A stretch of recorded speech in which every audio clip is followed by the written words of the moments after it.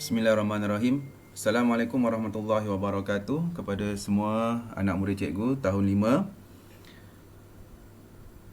5. Selamat kembali ke kelas pendidikan kesihatan secara PDPR. Baik. Cikgu percaya semua dah dapat buku teks. Okey, tolong ambil buku teks pendidikan jasmani dan kesihatan dan buka muka surat 74 dan 75. Cikgu ulang semula Buku teks muka surat 74 dan 75 berkaitan dengan kesihatan diri dan reproduktif. Sistem reproduktif manusia. Untuk kelas sebelum ini, cikgu dah terangkan tentang sistem reproduktif lelaki dan sistem reproduktif perempuan. Jadi untuk hari ini, kita akan sambung pengajaran kita tentang proses kejadian manusia. Baik. Semua dah sedia dengan buku teks masing-masing? Okey, kalau dah, cikgu teruskan. Baik, di dalam buku teks ini telah pun diterangkan tentang proses kejadian manusia dan cikgu akan terangkan dengan lebih lanjut dengan gambar rajah yang telah cikgu sediakan. Baik.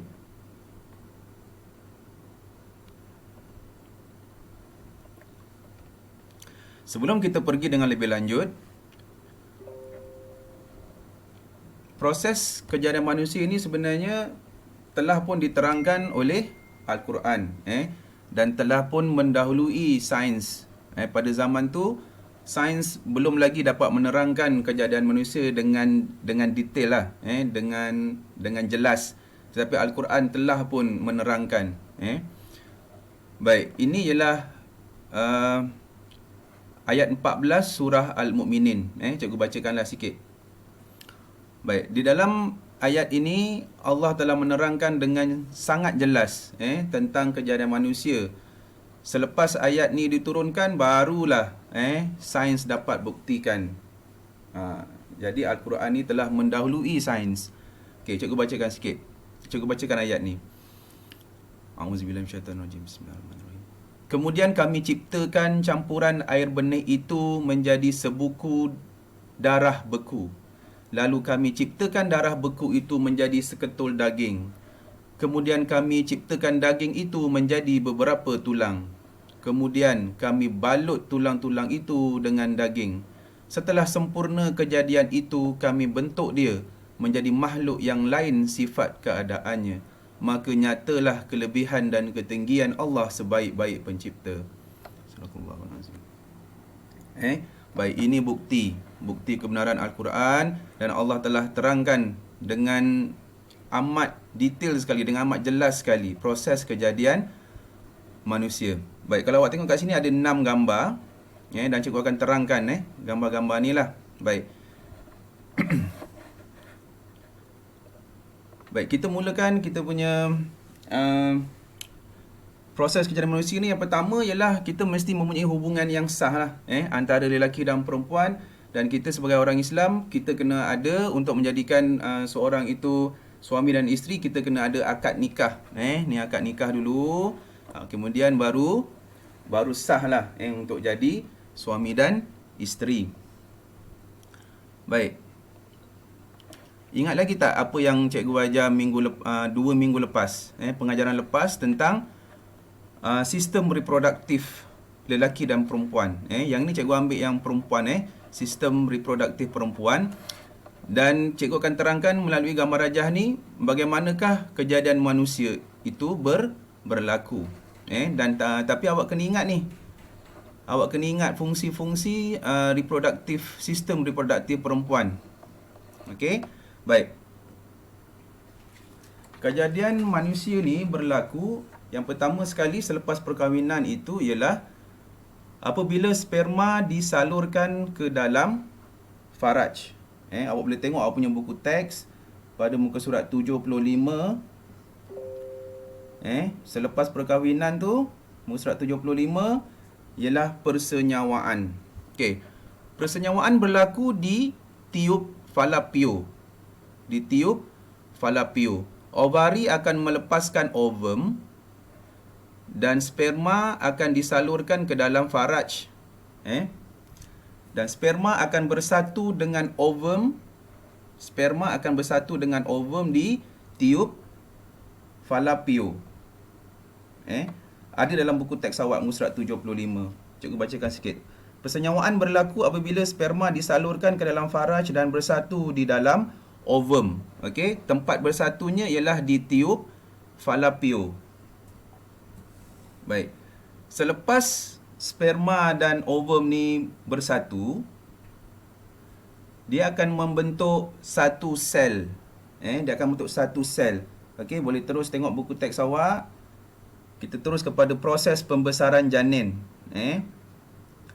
Percantuman sperma dan ovum akan menghasilkan satu sel. Sel ini akan berganda menjadi 2, 4, 8 dan seterusnya membentuk zigot. Zigot akan melekat di dinding uterus. Ada di buku teks awak muka surat 75. Jadi bila dia dah bersatu di tiub falapio, dia akan berkembang dan membentuk zigot dan dia akan terus melekat di dinding uterus. Okey, cikgu teruskan. Okey, ini proses persenyawaan. Sperma dia akan bersatu di dalam ovum. Sperma ni akan bersatu di dalam ovum dan kemudiannya selepas bersatu dia akan menjadi satu sel dan berganda-ganda. Sel tu akan menjadi berganda dan akan membentuk zigot. Kemudian daripada zigot dia akan membesar menjadi embrio. Ni cikgu ambil gambar yang lebih realistik lah. Dia akan menjadi embrio. Embrio ni kalau awak tengok dia dah ada dah dia punya sifat-sifat tu tapi belum lengkap. Belum lengkap. Baik, daripada embrio dia akan membesar menjadi fetus. Fetus ni dia dah hampir lengkap. Semua sekali ni. Tengok dia punya kaki, tangan. Selalunya masa ni dah boleh lah. Kalau biasa ayah atau ibu dia akan scan. Dia akan scan tengok kandungan sihat ke tak.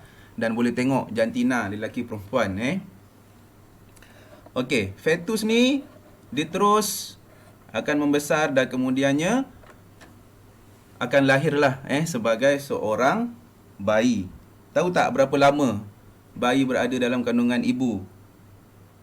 Berapa lama?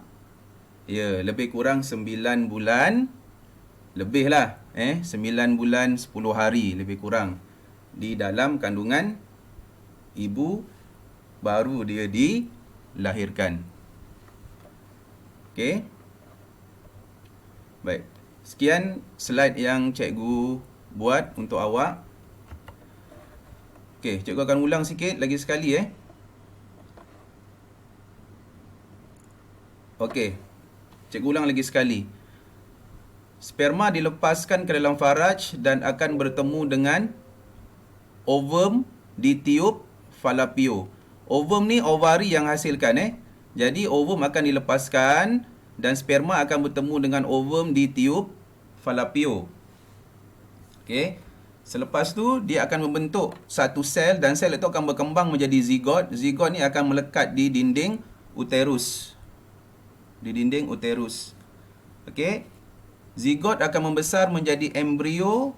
Embrio membesar menjadi fetus. Dan selepas 9 bulan lebih fetus akan dilahirkan sebagai bayi. Okey.